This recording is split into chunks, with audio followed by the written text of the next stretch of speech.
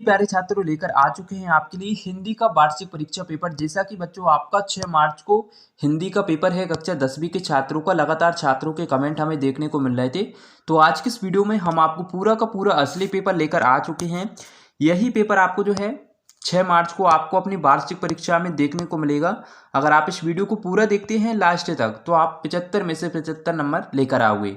तो चलिए वीडियो को जल्दी से शुरू करते हैं। आप यहाँ पर देख सकते हैं प्रश्न नंबर 1 में आपको सही विकल्प चुनकर लिखना है। ये आपके 6 नंबर के रहने वाले हैं। तो पहला प्रश्न आपसे पूछा गया है, वात्सल्य किस श्रेष्ठ कवि माने जाते हैं? वात्सल्य के श्रेष्ठ कवि माने जाते हैं तो कौन माने जाते हैं? तुलसीदास, सूरदास, कबीरदास या फिर जयशंकर प्रसाद। तो कौन मान जाते हैं? सूरदास। अगर आप यही करते हैं तो आपका 1 नंबर यहाँ पर पक्का है। और इसके बाद में दूसरा प्रश्न आपसे पूछा गया है, हवा की थिरकन का सिमटा हुआ संकोच माना है? मिट्टी को, फसल को, आकाश को या फिर बरसात को। तो किसको माना गया है? आकाश को माना गया है। वीर रस का स्थायी भाव है क्रोध, उत्साह, भय या फिर रति। तो क्या है? उत्साह। ये आपका करेक्ट आंसर हो जाएगा। और इसके बाद में आप यहाँ पर देख सकते हैं, हालदार साहब को कंपनी के काम से कस्बे से गुजरना पड़ता था। हर रोज, हर दूसरे दिन, हर 15 दिन, हर 13वें दिन। तो इसका जो आंसर होने वाला है चौथे प्रश्न का, वो आपका फर्स्ट वाला हो जाएगा, हर रोज। और इसके बाद में पांचवें प्रश्न आपसे पूछा गया, वाच्य के प्रकार होते हैं 4, 3, 5 या फिर 2। तो कितने होते हैं? तो इसका जो आंसर है पांचवें वाले का। इसका आपको कमेंट करके हमें आंसर बताना है, जिससे ये पता चलेगा कि आपने वार्षिक परीक्षा की कितनी तैयारी कर रखी है।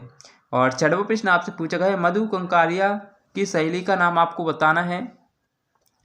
क्या है? मणि, जितेन, प्रिय बंदा बदा या फिर वसुंधरा। तो इसका जो आंसर होने वाला है छठे वाले का, वो आपका सवाल होने वाला है प्रिय बदा।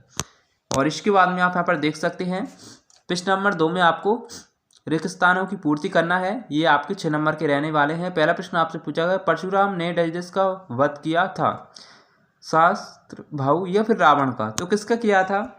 शास्त्र भाऊ। ये आपका करेक्ट आंसर हो जाएगा।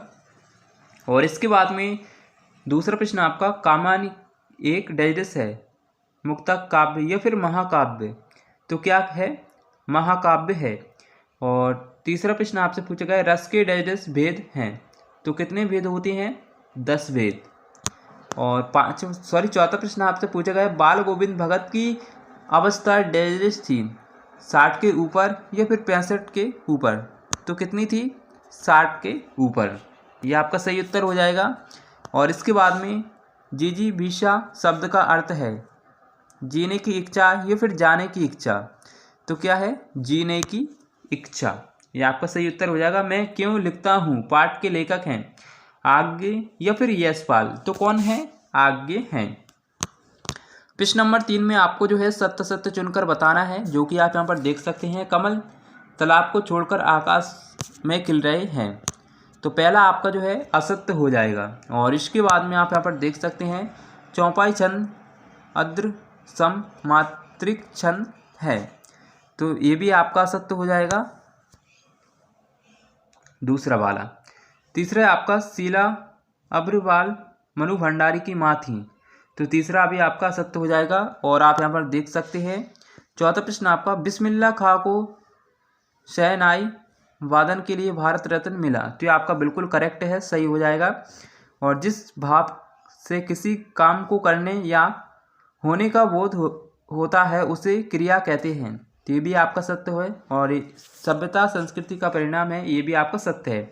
यानी कि आपको जो शुरू के हैं वो आपके असत्य होने वाले हैं 3, और जो 4 से स्टार्ट है वो आपके सत्य होने वाले हैं। प्रश्न नंबर 4 में आपको सही जोड़ी का मिलान करके लिखना है, जो कि आप यहाँ पर देख सकते हैं। और जल्दी से स्क्रीनशॉट ले लीजिए क्योंकि समय बहुत ही कम है। एक एक क्वेश्चन आपकी परीक्षा के लिए इम्पोर्टेंट होने वाला है। प्रश्न नंबर 5 में आपको जो है एक शब्द एक वाक्य में उत्तर लिखना है। पहला आपसे पूछा गया है, किसकी हवा अट नहीं रही। तो किसकी? फागुन, फागुन महीने की। ये आपका करेक्ट आंसर हो जाएगा पहले प्रश्न का। और दूसरा प्रश्न आपसे पूछा गया, प्रबंध काव्य में कितने भेद होते हैं। तो कितने भेद होते हैं? 2। तीसरा प्रश्न आपका, नेताजी सुभाष चंद्र बोस की प्रतिमा कहाँ लगाई गई थी। तो कहाँ पर लगाई गई थी? नई दिल्ली में इंडिया गेट के समीप। और चौथा प्रश्न आपका, काला अक्षर भैंस बराबर का क्या अर्थ है? तो क्या है? पूरी तरह अनपढ़ होना। पांचवा प्रश्न आपसे पूछा गया है, बाबूजी रामनामा बही में कितने बार राम राम लिखते थे? तो कितनी बार लिखते थे? 1000 बार। और इसके बाद में छठवां प्रश्न आपका, शाना शाना हाथ जोड़ी पाठ के आधार पर पहाड़ी कुत्ते कब भौंकते हैं? तो कब भौंकते हैं? चांदनी रात में ही भौंकते हैं। और आप यहाँ पर देख सकते हैं प्रश्न क्रमांक 6 से लेकर प्रश्न क्रमांक 16 तक आपसे 2-2 नंबर के प्रश्न पूछे जाने वाले हैं, जो कि आप यहाँ पर देख सकते हैं। प्रगति बात की कोई 2 विशेषता आपको बताना है। और इसके अथवा में देख सकते हैं, रीति काल को श्रृंगार काल क्यों कहा जाता है। एक एक प्रश्न आपकी परीक्षा के लिए इम्पोर्टेंट होने वाला है। क्वेश्चन को आपको बिल्कुल भी मिस नहीं करना है, एक बार क्वेश्चन को पढ़कर जरूर जाएं। और 7वां प्रश्न आपका, कवि सूरदास अथवा जयशंकर प्रसाद की काव्यगत विशेषता निम्न बिंदुओं के आधार पर लिखिए। 2 रचना लिखना है और आपको भावपक्ष लिखना है। और इसके बाद में 8वां प्रश्न आपका, गोपियों ने उद्धव से योग की शिक्षा कैसे लोगों को देने की बात कही। ये आपका मोस्ट इम्पोर्टेंट क्वेश्चन होने वाला है, इसके आने के चांसेस 95% हैं। इसको आपको पढ़कर जाना है, यानी रटकर ही जाना है। और फसल उपजाने के लिए आवश्यक तत्व कौन कौन से हैं? राम लक्ष्मण परशुराम संवाद पाठ के आधार पर राम के स्वभाव की 2 विशेषता आपको बताना है। संगतकार किन किन रूपों में मुख्य गायक गायिकाओं की मदद करते हैं? खंडकाव्य किसे कहते हैं? ये भी आपका इम्पोर्टेंट क्वेश्चन होने वाला है, इसके 100% चांसेस हैं आपकी परीक्षा में पूछे जाने के। अतियोक्ति अलंकार की परिभाषा एवं उदाहरण लिखना है। हास्यरस की परिभाषा लिखते हुए उदाहरण लिखना है। दोहा छंद की परिभाषा, उदाहरण, आत्मकथा और जीवनी में अंतर है, ये भी आपका मोस्ट इम्पोर्टेंट होने वाला है। और इसके अथवा में देख सकते हैं, कहानी और उपन्यास में कोई 2 अंतर आपको बताना है। लेखिका मनु भंडारी के पिता रसोई को भटिया घर खाना क्यों कहते थे? मूर्ति पर लगा सरकंडे का चश्मा क्या उम्मीद जगाता है? ये भी आपका इम्पोर्टेंट क्वेश्चन होने वाला है। बच्चों, हम जो बता रहे हैं एक एक क्वेश्चन आपकी परीक्षा के लिए इम्पोर्टेंट होने वाला है। और का अगर नहीं पढ़े हैं तो आप पढ़ लीजिए, नहीं तो आपको बाद में पछताना पड़े। और 14वां प्रश्न आपका, भगत ने अपने बेटे की मृत्यु पर अपनी भावनाएं किस तरह व्यक्त की? और काशी में हो रहे कौन से परिवर्तन बिस्मिल्लाह खां को व्यक्त करते हैं? और आप यहाँ पर देख सकते हैं,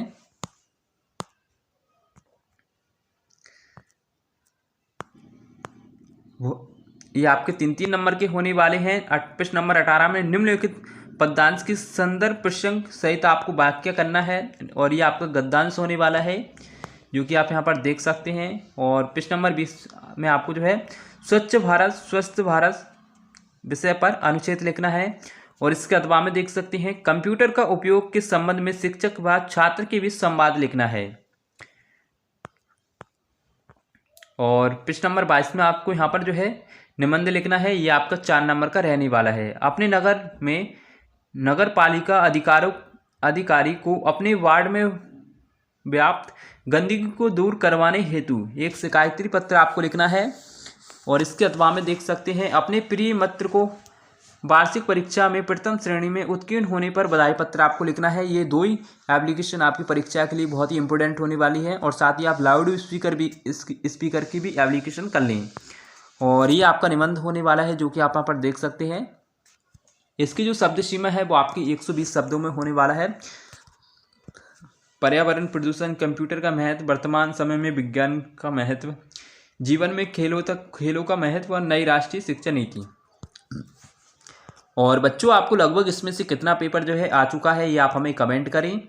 और अगर आप हमारे चैनल पर पहली बार आए तो वीडियो को लाइक अवश्य करें और साथ ही चैनल को भी सब्सक्राइब कर लें, जिससे आने वाली वीडियो की और भी नोटिफिकेशन आप तक सबसे पहले पहुंच सकेगी। मिलते हैं एक और ऐसी इंटरेस्टिंग वीडियो के साथ। Thanks for watching. धन्यवाद।